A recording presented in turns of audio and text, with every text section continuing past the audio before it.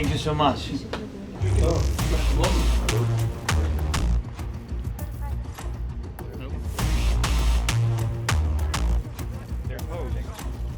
President Erdogan has detonated a political bombshell.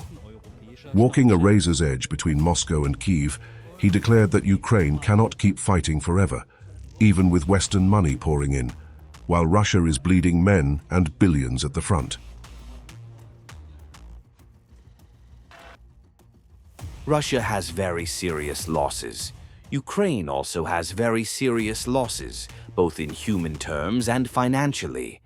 We would not have wished this to happen, but unfortunately, right in front of the eyes of the world, we've lived through this. Slamming NATO straight to its face, Erdogan accused the alliance of living in delusion. He taunted that NATO must copy Turkey's peace model because only Ankara has kept ties with both Moscow and Kyiv intact throughout the bloodshed. Truthfully, NATO could use Turkey's model. I think NATO should use the model that we use with both Russia and Ukraine. In those places, we worked on a peace model, and I think it will be useful for them to use it. In a brutal reality check, Erdogan questioned whether Europe can really bankroll Kyiv's survival. He warned that US aid is shaky, Europe is exhausted, and in his own words, this war will not end anytime soon. I don't really believe that it will. And that's not a good thing for the world. It's not good news.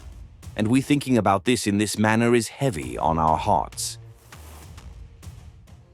Then came Erdogan's most blistering attack, aimed squarely at Washington. He resurrected the F-35 scandal, accusing the US of robbing Turkey of $1.4 billion despite being a manufacturing partner. He branded the losses unacceptable daylight robbery. We are partners in the F-35 project. We are one of 9 manufacturing companies. Until so far, we have paid $1.4 billion. Some components of the F-35 are being manufactured in Turkey. For every aircraft that was not delivered to Turkey, we are losing $7 million. Erdogan then tied the scandal to his upcoming White House visit, vowing to confront Trump directly. He reminded the world that Trump himself once admitted Turkey paid for the jets but never got them, and now Erdogan wants answers. During the previous term, Mr. Trump, when he was asked this question, he said, "Turkey paid for these F-35s, and they have not received the F-35s.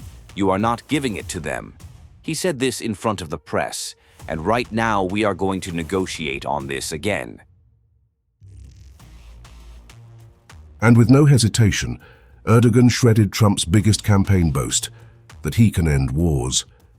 He mocked Trump's broken promises on Ukraine and Gaza, saying the reality proves Trump is all talk, no results.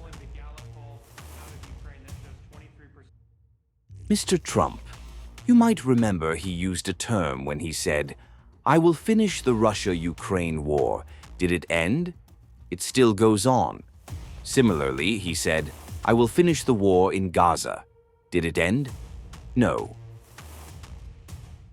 Erdogan also took aim at Europe, branding Turkey's exclusion from the EU for more than half a century as a brazen act of hypocrisy. A NATO ally, yet locked out of Brussels. His verdict, the West plays by double standards.